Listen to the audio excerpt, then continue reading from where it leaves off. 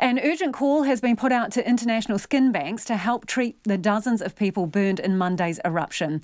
There are still 25 people in critical condition after the Whakaari White Island disaster. Most of those are understood to have burns to more than 30% of their body.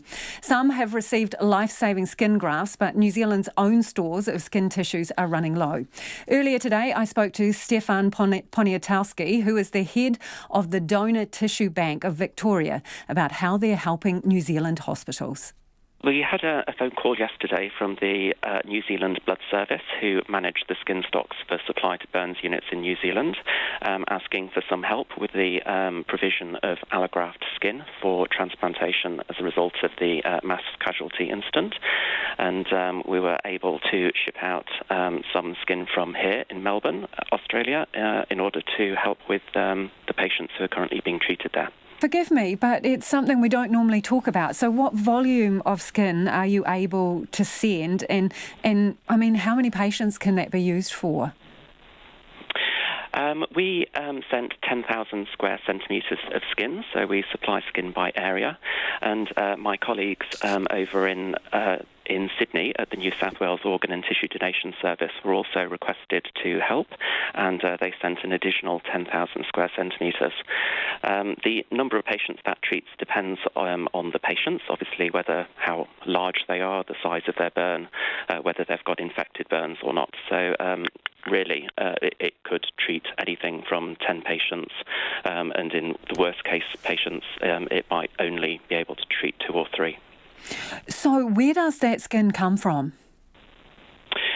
So we run a program from deceased donors. So essentially people are more familiar generally with organ donation after death, but you can also donate many tissues, and that includes skin, bone, tendons, heart valves. And we're a multi-tissue bank, and we collect all of those tissues after death where the family consents for tissue donation. So that the tissue is then collected, processed into the grafts for surgery, and can be stored for up to 5 years before it's sent out to hospitals.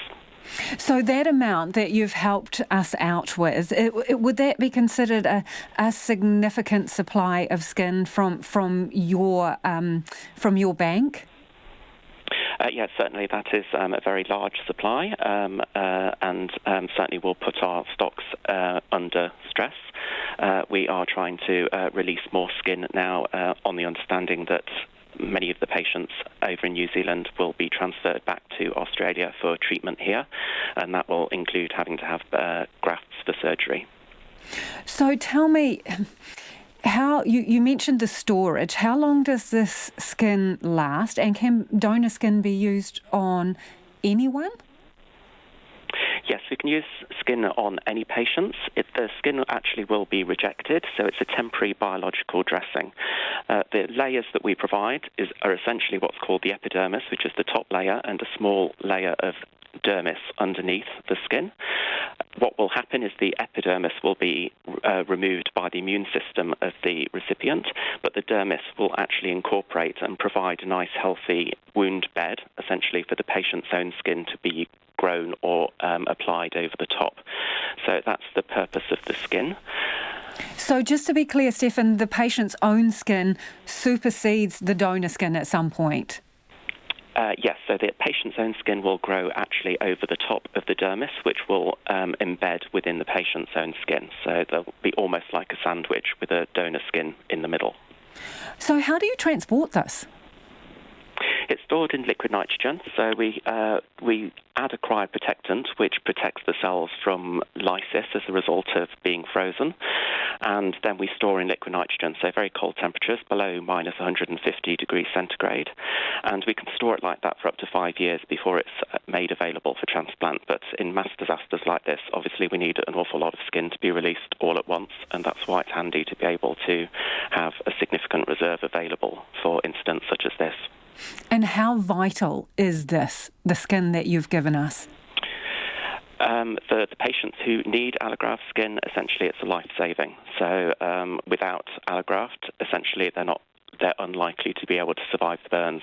Usually the optimal treatment for burns patients is to use their own skin, so they take from a healthy site to transplant onto a wound. But if you're more than 50% burnt, obviously that's not suitable. And also, if you have infected wounds, then you don't want to be opening up more wound sites as a result of the autograft that's been taken, which can then get subsequently infected. So essentially, if you've got patients with more than 50% burns or with septic burns, then essentially it's the only choice of treatment in order for survival. So if a patient has more than 50% burns, their own good remaining skin cannot be used?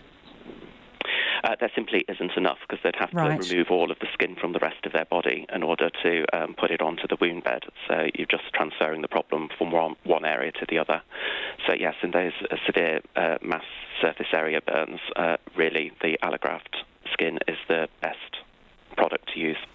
So we've been told that we have 27 patients here with burns to 30% or more of their bodies. Is that an unusual situation to have so many critical burns victims in one incident? Unfortunately, we see quite a few of these things go on. So in the past, for example, the Bali bombings, for example, resulted in many patients being repatriated back to Australia who required skin. We've also had bushfires. So the Victorian bushfires, Black Saturday, resulted in us being wiped out completely of skin to treat those patients.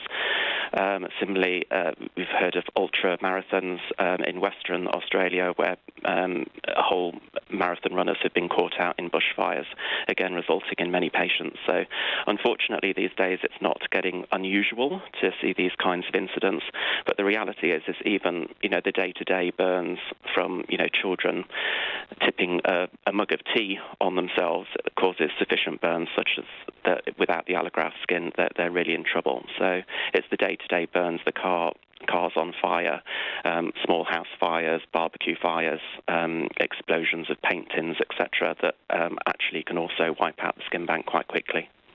So how urgent was the call that you got from New Zealand? They asked for the skin yesterday as soon as we could send it. I understand they were looking, they also approached the United States for supply of skin. The US couldn't supply it until Thursday. So they looked to us to get it there faster, and as I say, we managed to get it there this morning. How long would it take you to replenish your stocks of what you have generously donated to us? It will take some time. What we do see is peaks and troughs with the demand for skin, so it'll be quiet for some time, and then we'll get something like this, which will wipe out our stock. So the amount of skin that we've issued here, and potentially for this case, it'll probably take a few months for us to replenish that stock. And that's Stefan Poniatowski, who's the head of the Donor Tissue Bank in Victoria.